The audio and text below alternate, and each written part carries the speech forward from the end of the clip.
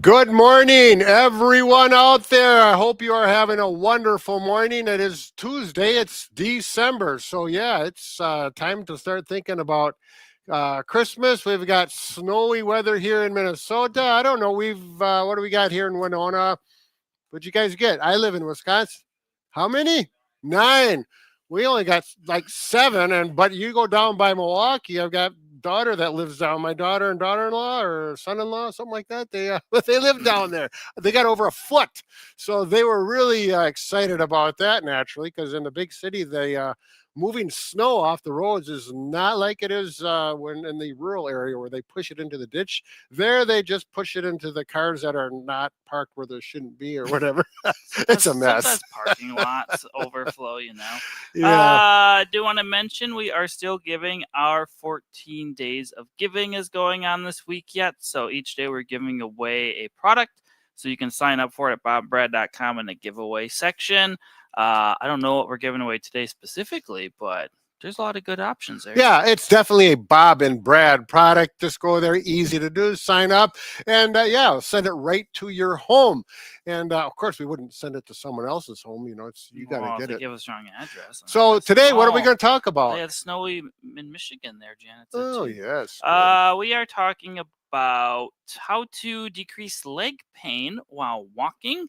And correct your balance. So we're going to do, we have 5 points to talk about. Do you want to talk about each of them? Yep, 5 points. The first one, we're going to divide it up into stretching and flexibility. There are typical muscles that get tight that really need to be flexible to maintain healthy walking so your feet don't hurt and your balance is good. Number 2, footwear and gait. We're going to cover that in detail. Make sure you have the proper footwear so you can avoid foot pain, improve your balance, and walking. Number 3, foot strengthening. Keep the muscles in your feet strong. We're talking about those little intrinsic muscles that make a big difference on your health of your feet as well as your balance and pain. It all works together. Everything here fits together. Leg strengthening, keeping your balance, walking ability, everything fits with leg strength. And then some specific balance exercises at the end of the video. So if you don't get one of these some subjects or you missed a stretch or you want to go back, simply rewind. It's going to be posted, right? Yeah, is it going to be on the YouTube? You can rewind this anytime while it's live, or you can watch it indefinitely on YouTube under the live section. Otherwise, on Facebook, it'll be on there for about 30 days. Oh, it's Facebook. They can go through the same thing, huh? Yeah, you can watch 30 days. Yeah, you have to find the post. It's a little trickier, but it stays on there. Yeah, there you go. So if you have some questions related to the subject matter, we'll try and answer them. Obviously, some things it's hard to give you a good response with not being able to see you. So we'll try our best. Oh, there. It looks like Chelsea's already on the ball. She's putting down some information about our 14 days of giving. When it ends December 6th. So that's coming up pretty darn quick. You know what I'm saying? Yeah, the end of the week. What do you mean? Did you get any sleep last night? I did. We already filmed 3 videos. Oh, my brain's got to re-wake up. We're busy today. Take a breath and relax. Breathe in the nose, out the mouth.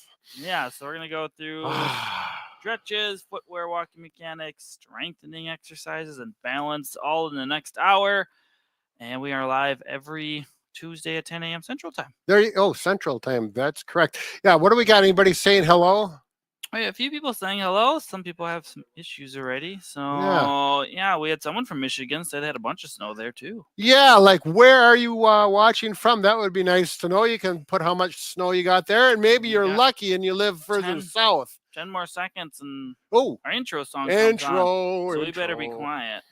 On TikTok, 3, gonna start live. 2, 1, go! Bob and Brad, the 2 most famous physical therapists on the internet. Hello, we are live. There you go. We are live. On TikTok and YouTube and Facebook. What, the cat got your tongue? No, mustache got my tongue. Anyway. Yes, I understand. Yeah, so like we were mentioning, there we go. We got someone from EC, Wisconsin. I would assume that's Eau Claire. Yeah. You better believe it. Hello from foggy Northern California. A little fog out there, huh? Make sure you got those lights on the car, the bright ones on the corners down there. You know what I'm saying? Thank you for this channel and the education Yeah. it brings. Well, you're welcome. Yes. Thanks for watching. So today we're going to specifically give you an education on how to walk properly so that your feet are less irritated, your balance is better, and all the exercises for the muscles in the feet, the legs, that really can make a big difference on whether your walking experience is good or not so good in regards to the rest of your body, particularly foot pain today. Someone's watching from Syria, and it's 7:00 p.m. there. Oh, wow. That's halfway around the world. Yeah. Wonderful. Great. Good to have you here. Wonderful. What else are we going to do? I think we'll just start with getting into the stretches here, and then Grand Rapids, Wisconsin. Not too Wisconsinite. 10 inches ahead. Oh, really? Yeah. I don't even know where Grand Rapids is. You know, It's that in Michigan. that's what I thought, It but says I'm not Michigan. sure. It Maybe says they can Michigan. help us It out. says MI, Michigan. Oh, I thought you said Wisconsin. I probably did. I That just makes me misread feel it. a little bit better. You know, the M is just a right side up W. Anyway.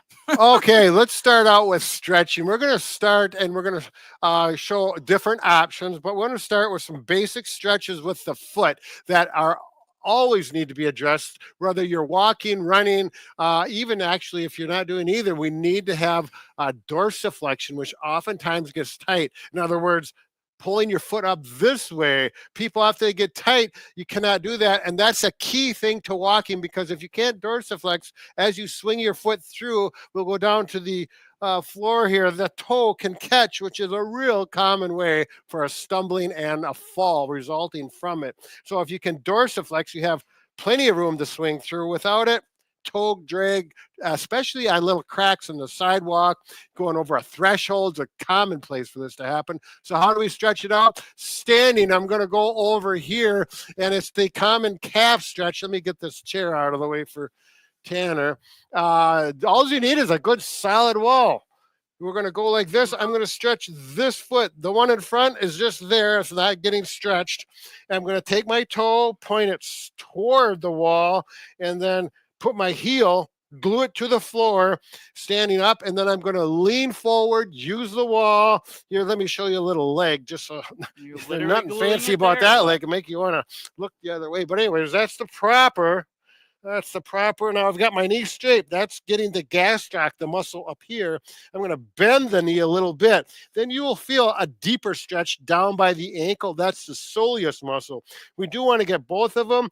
We're going to do a 30-second stretch. You can hold for 15 seconds. You can drop it down to a shorter 5 to 10-second stretch and then hold for 5 to 10 here if you'd like to. And I can definitely feel the difference. Then simply switch and do the other leg. Straight knee, stretch, glue the heel. If you're up like this, bring your foot in closer, bring the foot down, so then you can get a flat foot. Now, Mike's going to show another option, so a little more advanced. I do like doing it for myself. Go ahead, Mike. So you can stand on the edge of a step. Make sure to have both feet up there. Hold on the rails for support as you get on the step. Bring your heels off the edge and then slowly lower them down. You're going to feel a nice calf stretch on both legs. Make sure it's not too aggressive. Otherwise, just shimmy up the step a little bit. Again, nice tall posture for this. If you want to try to get one side a little more because it's tighter, you can certainly just shift your weight to that side, and then you're going to feel a good stretch there. I feel a lot more just because gravity is really pulling down as you're doing this. You can often get a little more range of motion. Yeah, if you are really tight or oversensitive with it, my nice calf muscles are calves. too big. They can't even get in there. Yeah, you are one powerful calf man. There we go. I do want to mention there, as Jill is talking about, she's got Achilles tendonitis. You can do this stretch, but I'm going to give you a warning. Do not get too aggressive with it. If it hurts that tendonitis area, any sharp pain at all, you need to not do that, because it's going to help re-injure the problem and make it worse. So a gentle stretch, probably on the wall, not on the steps. Again, gentle, just stretch it gently. We actually have a video specifically on Achilles tendonitis to go through that. We don't have time to go through the whole thing here. So look up Bob and Brad on YouTube, Achilles tendonitis, and we have an excellent, actually 2 or 3 videos on that. I'm getting into the next stretch right now, which is actually your hip.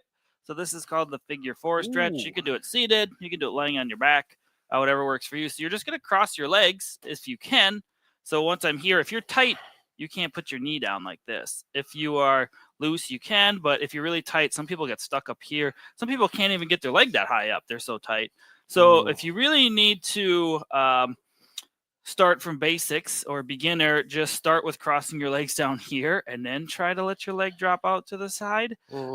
Eventually, you want to try to work your leg up to the above your knee and go like this. If you can't do this in a seated position, you can do it lying down on your back. I've had people start like this. You don't need to hold a stick. I'm just getting out of the way. And then again, let your foot drop out to the side and then work your way up. It's probably hard to see from this camera angle, but basically you're making a number 4 with our legs.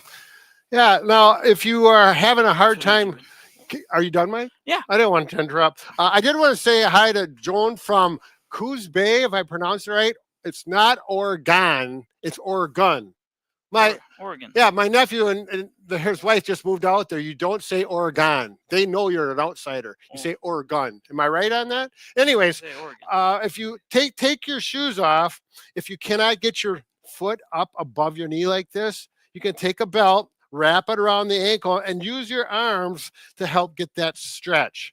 Now, you're not going to force it and create pain with this, but you can give it a little stretch, and hopefully over doing this a couple weeks or whatever it may be, you can get it up to here. Okay, that's just a little trick. You can also use the belt while you're laying supine or on your back in bed. I do want to mention for your toes with this, if we're going to actually work, Mike is working at the toe extension, in other words, bending the toe backwards up towards your knee, particularly the great or the big toe. That is really critical. That can help if you happen to have plantar fasciitis, or it can help for maintenance so you avoid getting plantar fasciitis in the future. Yeah, so with plantar fasciitis, some other things you can do besides calf stretching is important. Stretching the great toe like this in combination work well together. We're going to talk about footwear a little while, but what we're going to do also is do some light massage on your plantar fascia. If it's early on, you don't want to get too aggressive with this. There's lots of ways to massage the bottom of your foot. You can use a ball on the floor. You can use your hands. You can use a frozen pop bottle without popping it. You probably want water. The pop would probably explode in the freezer, or soda, wherever you're from. But you can also massage in there with whatever you have available. Massage guns, foot massagers, any way just to get some circulation, mobilization, and blood flow in the area. You can just get that plantar fascia region, go into those arches of your feet. You can go towards your heel a little bit or up. Obviously, if you have one area that is super painful, maybe don't go directly on it. If I'm massaging up in this area in my arch, I'm feeling it down here. Most of the time, people have plantar fascia, they have a heel pain on the bottom pad region here. So just kind of work around it. You can also use a foam head like Brad has there to show a little bit different version. Right. I've got a smaller massage gun, which actually might be advantageous for you, especially if you're older. And I like to use this on my forefoot. Massaging your feet is a great thing to do on a personal basis. Just get in there and work the joints like this. There's a lot of mobility that needs to be maintained in your feet as you age for circulation as well as mobility, improving your balance and keeping the muscles intact, and then really work and massage like this. Now, if you've got any arthritis in your thumb in these joints, very common, this is going to irritate it, and it's going to make your thumb sore. So you make better feet, but sore thumbs. If that's the case, then you would benefit from a massage gun because that does the work. You don't have to go straight in. That can be too aggressive. See how I'm going straight in? It's really working. If I go sideways with it, much more tolerable if you're a beginner at this. And anytime you work massage gun, it should feel good. If it hurts, you're doing something wrong. It's too aggressive. You got it set too high, or you're impacting in the wrong direction. You don't massage over any bones. Always soft tissue. The round head, or you have the airhead, Mike? No, there's an airhead right here. For the massage gun I have. But this is an airhead. So show them the push on that. So it's very cushioned. It's got a lot of give on it. I can push it down physically. You can go over bony prominences with it with no issue. I put it on my lateral ankle muscles, my elbow, just to test it out. It doesn't bother it at all. I also actually have a red light and heat option massage head right here. So it actually has some red light therapy plus some heat you can use. It's our new Ultra models. This is a C2. We have a Q2, a D6. They all have it, but it's kind of our newest little gadget. You can use this on the bottom. Red light therapy, for those that don't know, can help boost circulation in an area. Circulation often brings blood flow, which has nutrients. It can help with collagen production, different things like that. So we actually integrated it into our massage heads. And red light does not naturally have heat, so we did put a heat function in there as well. But Yeah. it's just an option. Yeah, and Jan, welcome from the UK, way across the pond. How nice to have you with us. Also, I'm looking at someone's using the massage foot, Brenda, on the one foot that hurts more than in the metatarsal. Take and be gentle on that area. You may not want to. You want to use the round head and go sideways so it doesn't irritate it. And the strength of the massage gun is going to play a big impact. Yeah, yeah. There is a nerve bundle in the bottom of your foot here. That's some Morton's. You could get Morton's Neuroma with that, which I do have. So you need to be gentle. If it hurts, just stay away from it, or put a lower speed or the different head. What do you got there, Mike? Well, we did have a question about bunion and hammer toe somewhere. It moved up the lane, the question line there, but we are going to talk about footwear in a little while, so we'll kind of address that later. So that's right. Give them a heads up. This is actually a foot massager. This is one of ours. We have a light one, and this is the bigger heavy duty model, the 720. Massages the bottom of your feet really well. I like using these if I'm doing a lot of activity the next day when I wake up. It just helps loosen them up. There's heat, kneading intensity, air pressure. Fits up to a size 12 to 13 men's foot. You cannot wear shoes in it. You can wear your socks. You can go barefoot. It does have liners, so you can take it out if it starts to get stinky or smelly, or you get stuff in there. Liners just unzip, and you can wash them, and some of them come with a remote. But I think that's enough on that. More stretches. Yeah, we got someone that has some right foot ankle swelling. Without pain after engaging in activities for periods of time on my feet. ECG, liver. Yeah, this is one of those things. If you've got some other issues associated with it, we don't feel comfortable giving you advice because it looks like you may have some of that swelling as a result, or in combination with your other issues viscerally, in other words, the liver and kidney. So that's something you need to make sure. I would check with your doctor first and make sure there's no other issues. Yeah, if it persists, seeing a therapist for specializes in lymphedema, if they're curious, that could be it too. Your lymphatic system, your lymph nodes are blocked and not flowing properly. So you can look into that. Yeah, without knowing the person, it's hard to give advice like that. Yeah, that's a little more complicated. So definitely. Oh, timber. Whoa. Definitely seek you see your doctor to clear yourself to make sure everything is good. We got a couple more stretches we want to go through before we get into the next part. So looking at your hips, hip flexibility. So bringing your knee up to your chest. Well, yeah, we already did adjust the figure 4, which does two things. You want to work your feet, massage your feet, as we already covered. And that actually does work your hip with flexion and external rotation, which are two components of the hip movement that are really critical for functional daily activities. But now we do want to address hip flexion. In other words, knee to your chest all the way up, and lying on the back is a really good way to do it. You can do this in bed, on a soft or a firm surface on the floor. Either way, it doesn't matter. Mike is using a stretch out strap, which is really helpful. He'll talk about it. Yeah, so you can just stretch into this range of motion. You can go straight up. You can mess around with going slightly out, especially if you have stiff or arthritic hips. Sometimes just moving throughout your range of motion, find the pain-free area, and then get as much flexibility as you can in there. The stretch strap, you can use a belt or bed sheet as well. Grab on. If you really have trouble with grip, this is just handy because there's loops you can feed your hand through. And you can just stretch this way. You don't have to have a strap. If you have good mobility and flexibility, you can certainly just use your hands. But doing both sides is a really good option. And you can do this on the floor, on the bed, seated like Brad was doing earlier. You can even stand and do this with your foot on a step if you want to try to mobilize your hip a little bit. But this is just a good stretch to do, especially if you know you have tight hips in the morning when you wake up. Next one is hamstring flexibility. My hamstrings are always tight. Yeah, you are a tight hammy person. You I'm could very do it in a hamstring seated dominant. position. Hamstrings are nice to keep loose, keeps you mobile, good for the hips and the knee. Keep them flexible. If you sit in a chair like this and then you have a chair in front of you, you can put it like this. Now, I actually would prefer to have my heel off the edge. It's just more comfortable. Knee should be straight, good back posture, and you bring your chest to your knee, not your nose. We don't want to get all rounded over and stretch your back in a poor posture position. Up tall and right there. I can feel it right there. The hammy is right there. A nice stretch.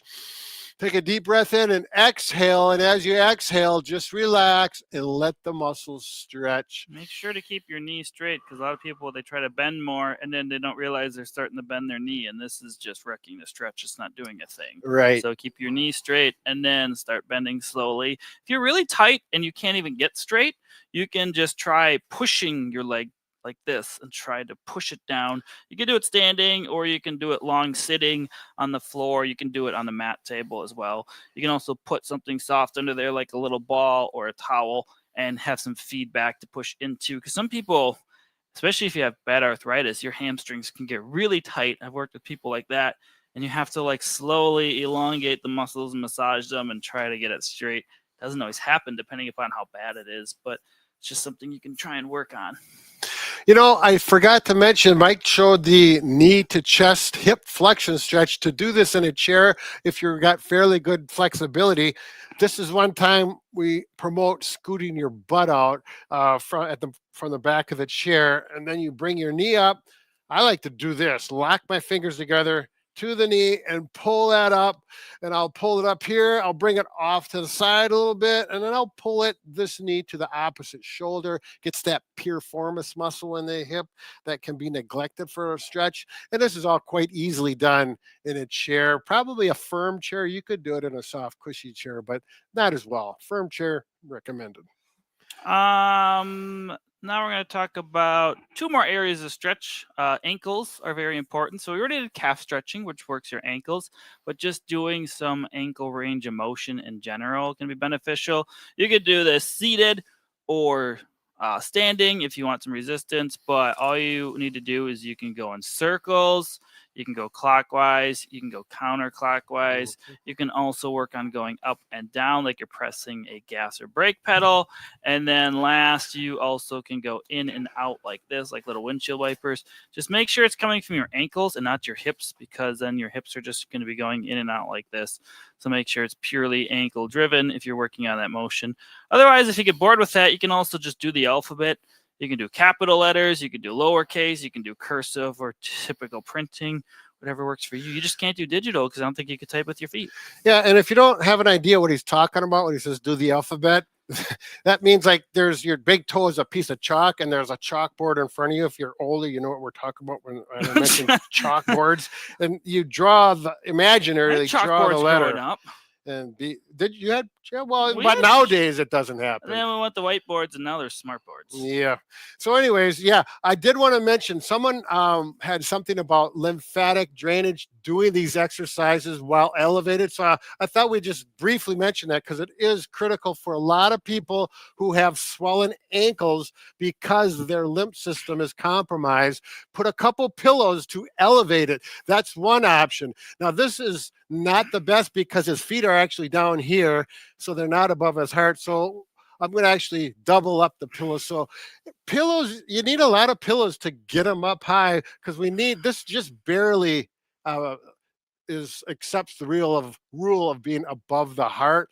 The best thing, if you do have chronic foot swelling from lymphatic and you're going to do exercises and you want to elevate your legs in a comfortable manner, you get one of these leg wedges.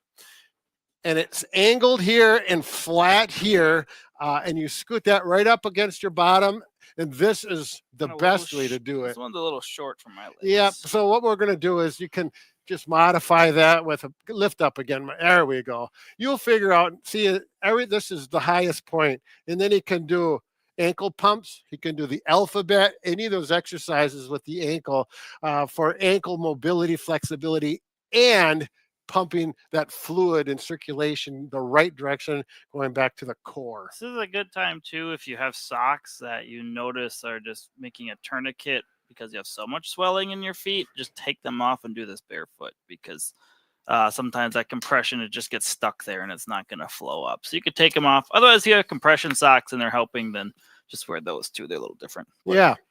Someone did mention, I see, it's like Xena, about concern about Morton's neuroma. I have Morton's neuroma on my left foot. Right there is a location of it. If you have tight shoes and it gets painful there, that's a good sign you've got Morton's neuroma.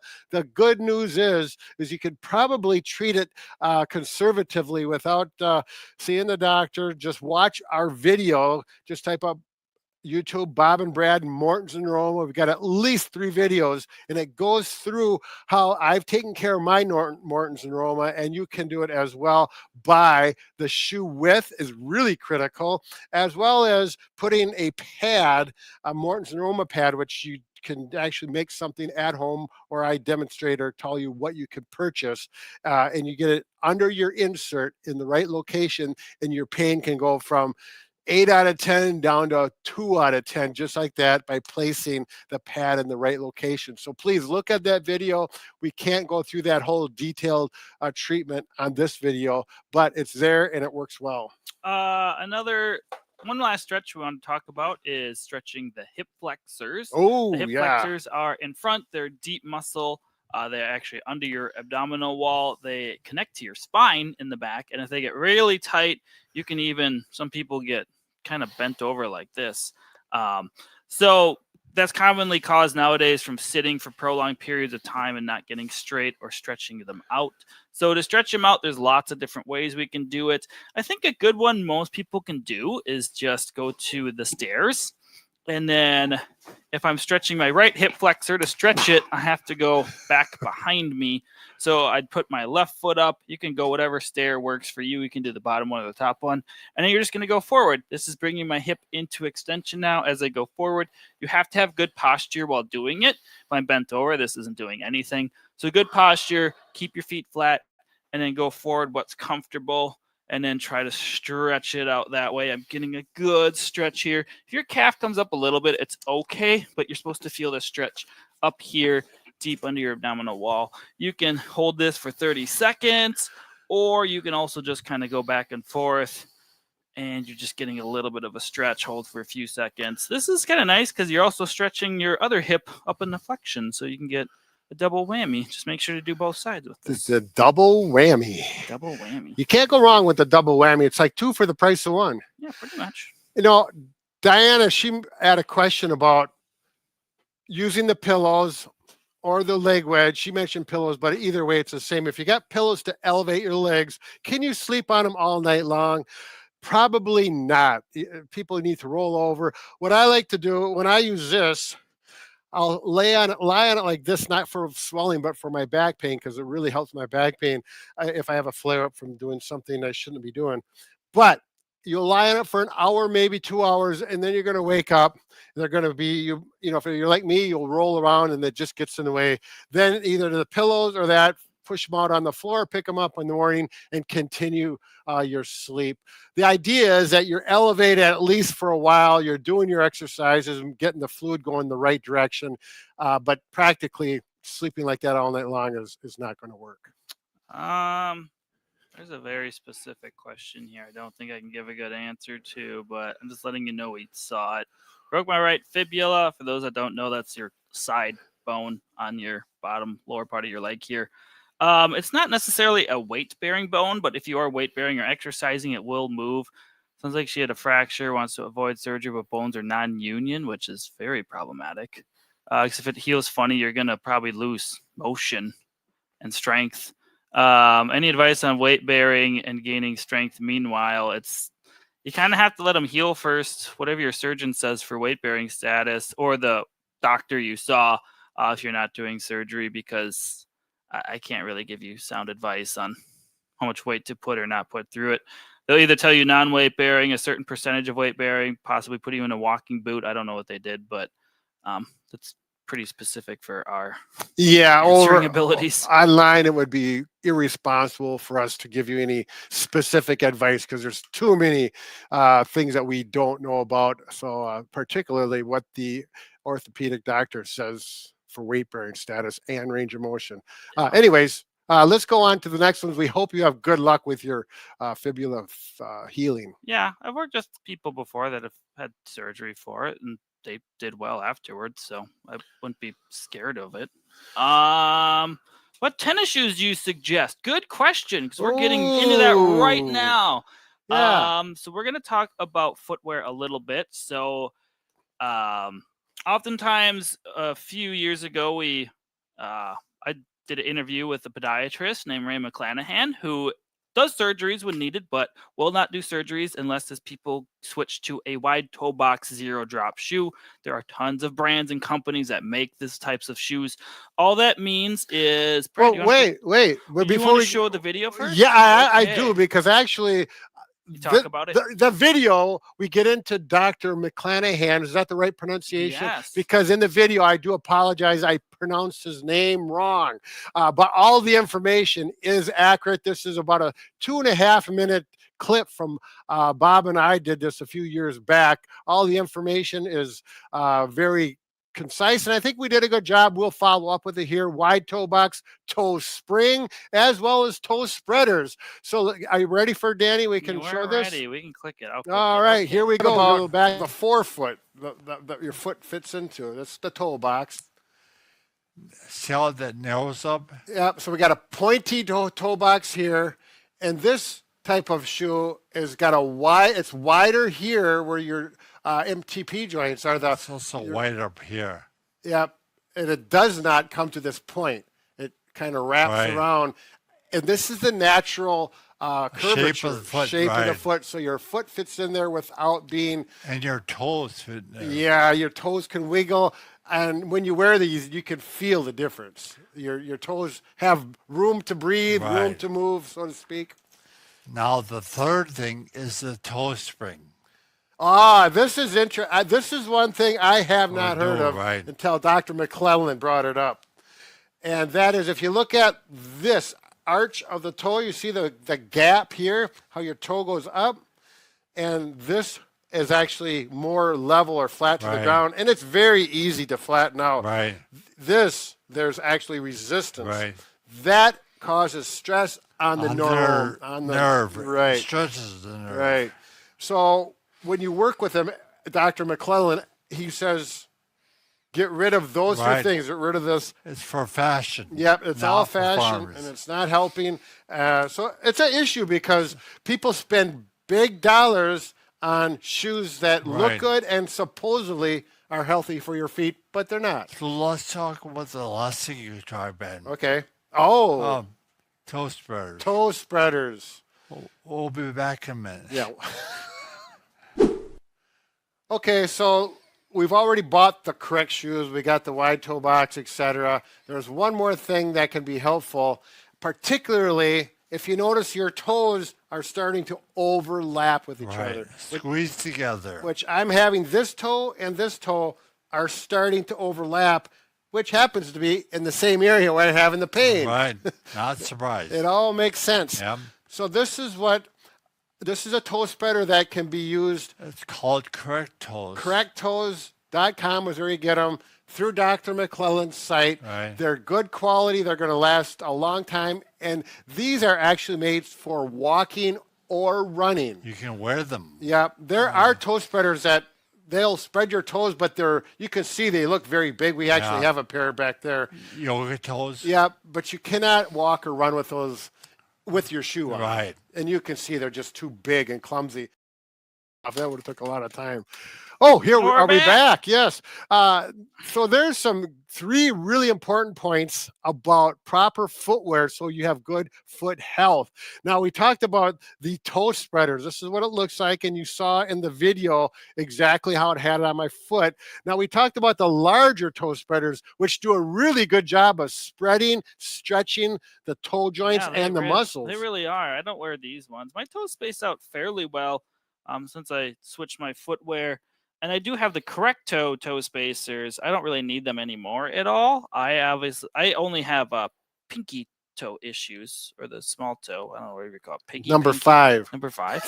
The 5th digit on the right foot. But these ones are a lot bigger. You cannot wear these while really walking or standing or anything. You put your foot like that, you can see the gap. Anything functional. I hate to get too close to your toes and They're feet beautiful, here. aren't yeah, they? are. Yeah, get some podiatrists to work on. But that. anyway, you can certainly use these. These are less expensive. They're just not functional. These ones are called Yoga Toes Gems. I think we just got them on Amazon ourselves. Yeah, Bob's wife actually uses to stretch her toes. She would put them on and just wear them for a half hour or so part of the day, walk around with them barefoot in the house. And it was successful in her to get her toes to at least get stretched versus being compacted in a shoe. You can see a major difference in the size. Stretching really aggressively, but you can't put it in your shoe. It does a nice job of stretching, and you can wear it in your shoe. You have to have a wide toe box shoe, like we had mentioned, though. I use these. Walking or running. My dad wears them too. Yep. He's got some gnarly bunions that if you're my dad's 72. If you're older and have pretty bad bunions, it's not going to automatically fix your bunions. They're not going to go back straight. However, if you're having a lot of pain and discomfort, it can help with that or prevent them from getting worse. Sometimes people, if their bunions are really bad and hurt, you still need surgery, but you'll wear toe spacers after. Just want to clear that up for people. I believe Dr. McClanahan, he reduced his surgeries considerably once he started treating people with the proper footwear, toe spacers as needed, and exercises to get things so everything is lined up as it should be and meant to be. There was something else I had a 72-year-old friend just last weekend talking about bunion pain. Was and it what my am I dad? going No, it wasn't. 72. No, same age, a different person. And I said, let me look at your footwear. And he's got these pointed shoes and boots. I said, you need to get a wider pair of footwear. So he went out, has a farmer, and he got a pair of old boots that he didn't like because they're a little loose and they weren't, he didn't like that. So I said, wear those. And he did. And the next day he said, oh, I wore my wide, sloppy boots, the ones that have a little space in the toe, and my bunion feels so much better. Sold them just like that. So really, the width of the toe box is really important. Do it before you have problems so you prevent that bunion, the hammer toe, whatever. Do you want to mention just buying wide shoes of generic brands is not the same thing? Oh, good point. A lot of people ask us that. It's not the same thing at all because you're still not getting the zero drop effect. So the 4 foot to the heel is the same height off the ground on zero drop shoes. They can be still have some cushioning, like these have cushioning, but you can see these ones are very minimalist. You feel the ground a lot more. For brands, if people ask, there's so many brands, just find one you like and stick with it. These ones are Amazon ones for $45 called Wittin, Whitin. If you're on a budget, you can try those. These ones are Bob's old ones. They're called Zero, Xero. I have a pair of Zero at home. They're fine. I wear Ultras for running, ALTRAs, walking or running. They're more expensive. Crocs are wide toe box zero drop shoes. These are my Crocs. These are the nice insulate. Hey, those are mine. These are the fuzzy ones. Yeah, it's winter here. We got snow everywhere. There you go. But Crocs are wide toe box, zero drop shoes as well. They're like $60 now, but you can get fun colors too. I wear Crocs all the time, and it really has helped my 4 foot problem. That toe that crosses over like this. When I put my shoes I used to wear years ago, because I still have them because I don't wear them hardly anymore except for dress. All of a sudden I put my foot in there and it's like, oh, these are so tight. It's not comfortable. Where at one time I was so used to that cramped feeling, it was just normal. Now I realize I'm only wearing these shoes when I have to for going to an event where I need to have a little more sporty footwear. Yeah, just majority of the time, if you're wearing a good shoe, like we talked about, it's fine. Periodically wearing something for a few hours isn't going to have any detrimental damage to your feet. We have a couple questions here. I think we can answer. I missed it, but someone had mentioned, I didn't get the name, that their foot problem, I believe it was either bunion or, there we go. Yep. Julie. Yeah. her foot problem has almost gone away just by changing. Shoes and getting yoga toes. Yeah, yoga toes. What are the yoga? Oh, Oh, toe spacers. oh yeah, these pretty blue ones. I wonder if they come in different colors. See, I like the blue, but I think a red would be neat. Maybe a red on one foot and blue on the other foot. If you are switching, because someone says a Croc slippery if ground is, Yeah. they're not as grippy as like outdoor shoes or like hiking shoes. I mean, mine are years old, so they're worn down. They are a little slick that way. When you Mhm. first buy them, there's a little more grip, but other brands of shoes have a lot more grip, especially like during Yes. winter. They're pretty. Yeah, they always have holes, so your feet can breathe, which is nice. But if you live in a cold climate like we do here, they're no good because the snow gets in there. And if you got socks on you and your socks get wet, your toes get cold, and you become very uncomfortable that way. So there's a disadvantage in Someone that. says my arch hurts when I wear Crocs. When you're switching to different footwear, depending upon what type of arch you have, maybe your arch is weak, maybe you have flat feet. That does naturally strengthen your feet. So when you switch to footwear like this, if they're sore, you have to kind of do a donning schedule or how often you wear them. So pretty much if you first get them, maybe wear them an hour a day, they feel fine, go to 2 hours, 3 hours, etc., etc. If it's too much, then back off and go back to your old shoes. You're going to have to mess around with how much you can wear them. If you have a really weird, different medical condition with your feet where they're deformed, maybe you still maybe have to see your podiatrist for some sort of specific insert, but you can strengthen your arch naturally, which maybe just some of it hurts because it's not strong yet, so it's just getting tired and fatigued. Yeah. And someone said just drop in and say hi and gave us $5, and they said good work. Oh, how nice. Very good. Hi, Gerardo. Yes. Yeah. Very good. Hi. Sorry if the name's not pronounced for the tip. properly. We need to get going because we're going to miss out on some of the things at the end. But footwear is so critical with foot pain. It's really important. So we did cover more. Let's talk about walking form and how you can have better balance, less joint pain with a simple. Well, it's not simple. You can simple change. It takes a little while to get acclimated to. Right. So it's called soft knee walking. Yeah. This is started that we've got the idea from. Oh, Rick Olderman told us about this. It's very common in running mechanics. That's kind of the origin of it. Obviously, running, you have much more impact force than walking, but most people walk more than they run, even runners. So just changing your walking mechanics can have a big impact forces on your joints and leg muscles. So when most people walk, if they're wearing shoes, they put their foot far out in front of them. They heel strike. A lot of common footwear that we talked about earlier has elevated heels. So that's why it doesn't bother you. And we walk around like this, which is not engaging your muscles and putting a lot more stress on your joints and impact forces. So if you try to do this in your socks or barefoot like I am right now, it is very uncomfortable. So to start, go in your house, take off your shoes or wear slippers or go barefoot and just walk and see how your walking pattern naturally is. I bet you're not heel striking. So what you want to do when you walk is just put your foot forward a little bit. My body is over my foot. Notice my foot is not way out in front of me. My knee is bent and I am landing more on my foot being flat, or you can land on your toes. This is going to work your calves a lot more if you're walking on your toes like this, obviously.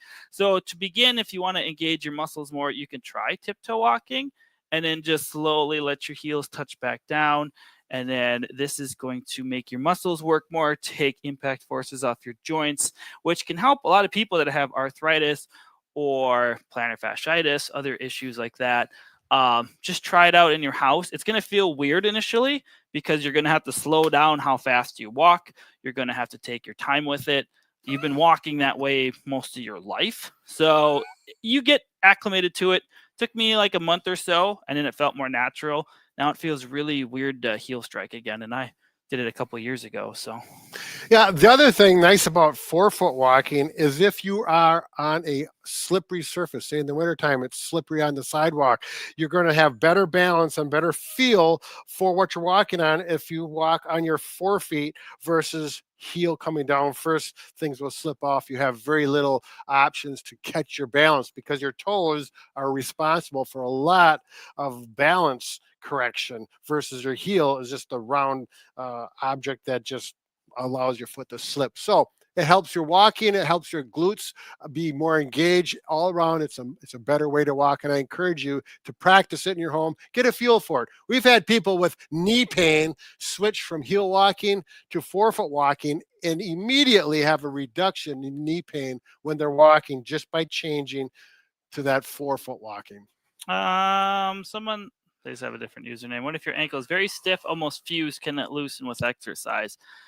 It could possibly loosen a little bit, but you're not going to regain your full range of motion if you had a fused ankle. That's part of the surgery. They probably did it for some reason. I don't know what the reason was, an injury or whatever.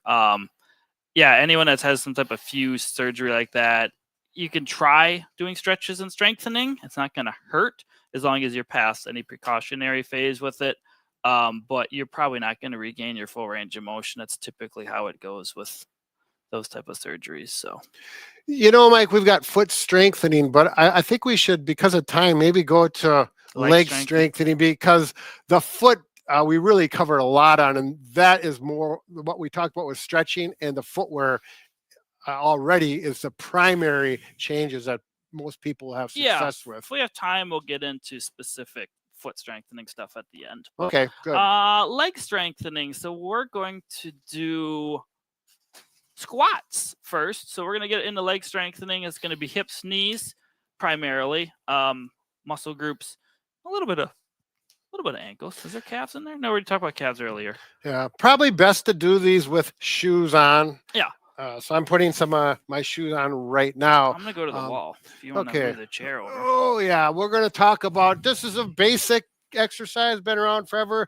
It's a form of a squat. You don't have to go into the gym and have a big barbell across your shoulders to do squats. You can simply use body weight on a chair, good posture, firm chair, armrest as needed, and go straight up. When you get up, squeeze those butt muscles together so we get those glutes engaged, and really think about it, because they will turn off if you don't think about it for certain people. Boom, squeeze together, and then back down. Slow, meaningful exercise. In other words, if you plop down like this, that's just causing problems, and it's not going to help. You can do what Mike is doing. Go up against the wall. Use the wall. Go ahead, Mike. You can do wall slides. So my butt and head and upper shoulders are touching the wall. I'm just sliding down into a squat. Whatever's comfortable for you. Maybe you don't feel comfortable going very far. You can stop at a partial squat. You can work your way down as long as it feels good on your joints and muscles. And then you can come back up. You can do repetitions and do 10 of them. Or you can do a wall sit, which is for time. So go down to a certain depth you can hold, and then you sit here for 15, 30 seconds, up to a minute if you want. It's really going to keep your quads firing the whole time, and it's kind of troublesome. Hold on to support if you need it. Yeah, there you go. Oh, thank you. 1 or 2. Do I look that tired? Or? Well, this is pretty aggressive. We always called this the isometric chair. Oh, yeah. But I just call it a wall sit. Yep, there you go. You're sitting, leaning against the wall for support. All right. But yeah, have some for support if you need it. Now, the next exercise is more of a dynamic exercise that helps with walking. Let's see, there's 2 options. If you have a stairway in your house, that would be the best option. If you don't, you can simply, maybe if you have a nice, steady stool like this is 2 levels, which is handy. And it cannot slide around. So this works really well on this carpet. It does not move. Mike's going to demonstrate on the stairway. If you have rails, it's the best and the most ideal situation. And we're simply going to go up, come up, and then back down. And make sure, let's see, get this on video here, your knee stays over your toes. This is a common mechanical error that people do without being aware of it. Their knee will go in like this and up. And I'm exaggerating a little bit, but actually I've seen this be this bad. But so think about it, in line, stay in line. That makes the knee joint in proper mechanics and less irritation, especially if you have an arthritic knee, or if you want to get arthritic knees. If you do it the wrong way, you will get it sooner than later. So there you go. You can go right, you can go left, you can go up 2 steps. Again, this is not optimum. Mike, go ahead. Talk about using the steps. It's much better. So the steps, you could use handrails for support if you need it. If you're too weak, try to control it on the way up and the way down. Most people just drop down you're not engaging your muscles. So push up. I'm using this leg. I'm not pushing with my back leg, and I'm going down slowly. This is going to be a lot harder than if I push off my back leg, bring it up, and then just plop down. I'm not getting a whole lot of strengthening going on in my legs right now. You may be getting some cardiovascular benefits, but you're not getting a lot of strength building. So the slower controlled you go, the more harder and challenging it'll be. If you're just doing one leg, do 10 to 15 reps on one side, and then make sure and switch and do the other. If you want a little bit of challenge or work your hips a little bit more, just go sideways. Hold on to one railing. Sideways. And you're going to go down. Again, try to control it. Come back up. Make sure you have support. You can put your foot all the way down to make sure you feel stable. If you are younger and want to do this, just touch your heel. Don't touch your whole foot. That's a big difference. This is really hard. This is quite challenging if you don't even hold on, and then you just go down. Nice posture. Yeah. Step ups. Good. I'm going to do the next two exercises. Okay, Mike? Yeah. The reason why is because they're both done in supine or lying on your back.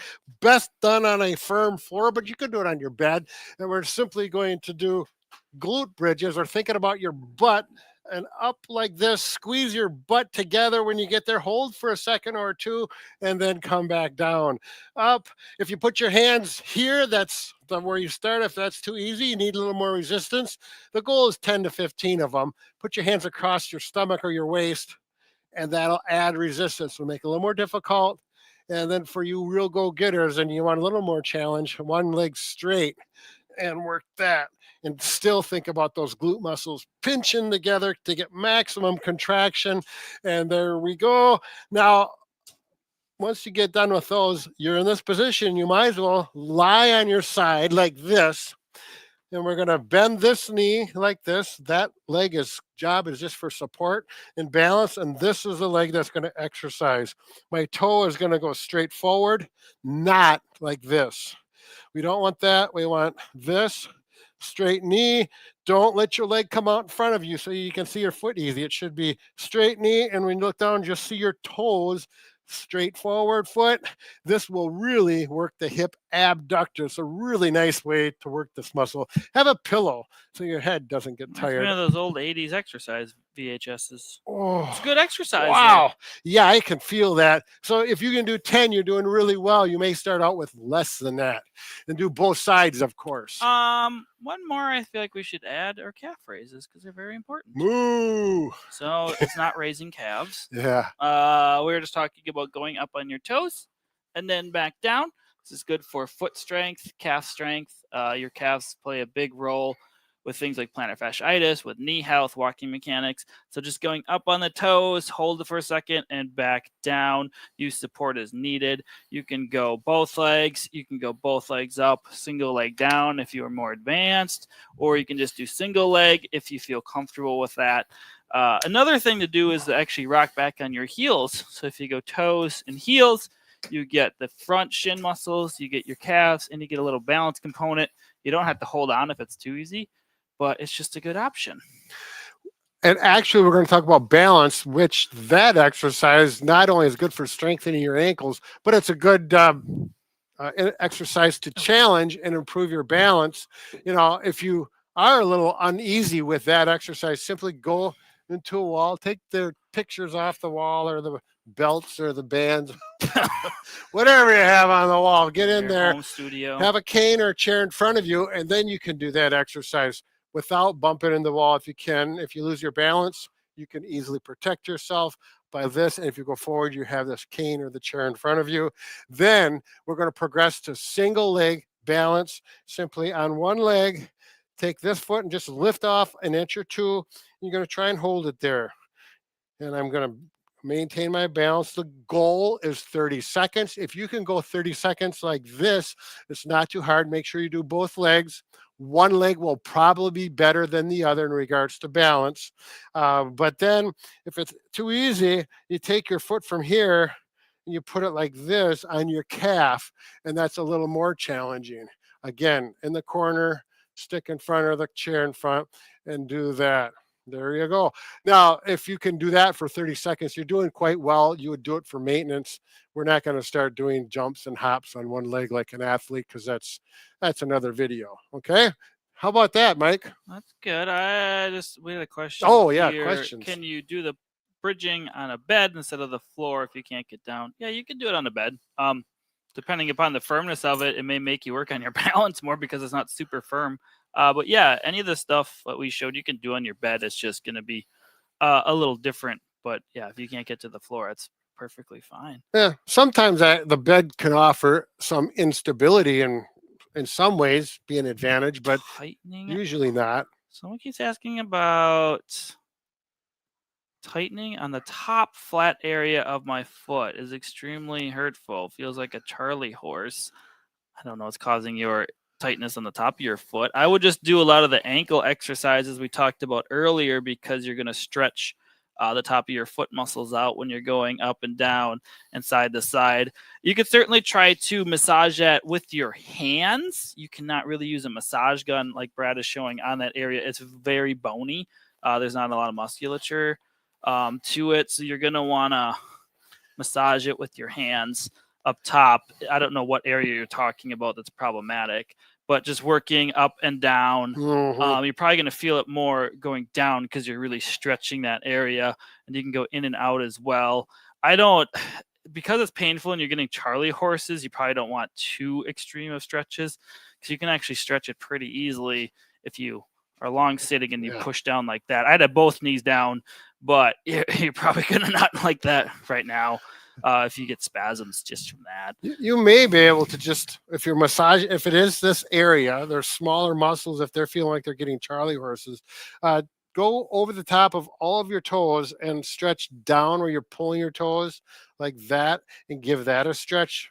Massage the area and stretch. This is all done not too aggressively, something that you're just trying to get the foot to relax. Work these. Anything to get this area more pliable and relaxed, or maybe just a chronic tightness that continues to make those muscles want to cramp. I know with my feet, I used to get tendonitis up here when I run because I'd use my toes, muscles of my toes, to dorsiflex. And so when I ran, I had to consciously think about pulling up my ankle without pointing my toes up like that, and that's a hard thing to do, but anyways, I don't know if I can get you the concept in 30 seconds like this online. In person it's much easier to explain. A couple other balance things. You didn't talk about tandem walking or sidestepping yet, did you? No. Okay, so we're just gonna finish up our balance ones, maybe a couple of questions. We only got about 5 minutes left here. Yeah, Carol, you can rewatch this. It's on YouTube and definitely in the live section. Just look for the title. It'll be on Facebook for 30 days. You can rewind it while we're live too. Balance activity. If you notice your balance is kind of poor when you walk, obviously use some sort of assistive device if needed. But to practice balance, a couple more things you can do is tandem walking. So that is heel to toe walking or tightrope walking or DWI walking, drunken test, I guess that's what they also call it. They make you do a sobriety test. You know from experience? No, I've never been pulled over for that. And then you can also do it backwards. If you have poor balance, maybe hold on to a countertop, have someone by you, use a stick for support, but try to do heel toe walking. If you really struggle, just try to get your foot as close as you can in front of the other one. Maybe you can't overlap exactly, but just start that way. Maybe your steps are smaller. Try to slowly improve it over time. It's going to take time just to get more comfortable with this motion, especially if you have any type of neuropathy or poor sensation in your feet. So, right. One point I want to talk about is just watch with your eyes. Literally watch so your heel touches your toes in front. Heel touches the toes in front. And when you feel comfortable with that, because what you're working is proprioception, which is really important for balance. It's the idea that your mind is experiencing where your feet are in space without looking. So to test your proprioception, look straight ahead, hold on to the cane, one hand on the wall, and see if you can feel where your feet are without looking down, just by either feeling when your heel touches your toe, and probably shoes on would be better, but you can do it stocking foot like this. But again, holding something for balance and then going backwards is another whole situation. I've worked with a lot of people with this in parallel bars, so they have something to hold on to, and I instruct them, don't look down, see if you can position your feet without looking at them, and makes a big difference on your balance on a daily basis. Two more balance activities. The next one is sidestepping. Oh, So, yeah. again, hold on to countertop railing for support stick. You're just going to go sideways. Toes are pointed forward. Go what distance is comfortable for you. You don't have to do little baby steps, but you also don't have to do super wide. Whatever you can tolerate. If you want to make it more challenging, put a little bend in your knee to make your muscles work a little bit harder. Again, if this is too easy, you can certainly add cuff weights, maybe heavy winter boots for more challenge. You can also do a loop band around your ankles or above your knees. This will make it more strengthening, but just start with some sidestepping. This is a good functional activity and strengthens the outer hip muscles as well. And the last one is actually a static balance activity. We can call this clock, star drill. People have different names for it. If we're just pretending there's a clock on the floor, I don't have tape set up, but you're going to stand in the middle, and I would be the center of a old-fashioned clock with the arms. Without digits, analog. Yeah, analog. So what you're going to do is I'm just going to work my right foot here, standing on my left foot, hold on something for support. I'm going to touch 12 o'clock. I already have a stick. Well, you might need two. Some people, you can do it too. just in case you need to. God, you're trust in me. Well, there are people out there that might need two. 6 o'clock, and then you're going to go to 9 o'clock. 9 o'clock, you can either go in front or you can go behind, whatever you can do physically. If you had a hip replacement, you may not want to do that 9 o'clock one. Now, you can do even more times. You can go every time if you want. You could do 12, 1, 2, 3, 4, 5, 6, 7, 8, 9, 10, 11, 12. Just make sure to do both feet. So make sure to switch and go the other way. This is just a good balance activity. Works on weight shifting, keeping your balance as you're going in different planes of motion. Nice. Courtesy. Yeah, that's a neat one. I've used that a lot with patients over the years. Yeah, sometimes just having an object to try to reach for can be beneficial too. Tape is nice because you just touch it. You don't have to worry about knocking it over or tripping on it. Yeah. So Kathleen had mentioned something. This is a good point. And I agree with you, Kathleen, because she said she found New Balance, the model V as in Victor 923. And I've used to wear New Balances all the time for running. And yeah, I agree. They have some of the widest toe box shoes in their standard running shoes. Wider toe box than a lot of other brands. Worked for me. And now I actually go to these, that they actually are wide on purpose and they have the weird looking toe. That's even a step further in the right direction. So, but if that's working for you, great. I think that's going to wrap up today's live. Sorry we didn't get to specific foot strengthening. A lot of these things do strengthen your feet. Yeah. We have lots of videos on that. You can just search Bob Brad foot strengthening and you'll find a whole array of options. We'll be back next week to talk about a morning stretching routine you can do in bed to help improve circulation, blood flow, and just get things moving before you get up. That's right. And we'll convert and have some options for seated and possibly standing. But it's a good way to get you going in the morning, get the blood circulation, your mind ready for the day. And it's all good things to do. All right. Look at this. These shoes are pretty weird, Mike. If you're like me, though, you might have to have your coffee first before you do it. Really? You're grumpy. Okay, thank you for watching. We wouldn't want to have grumpiness.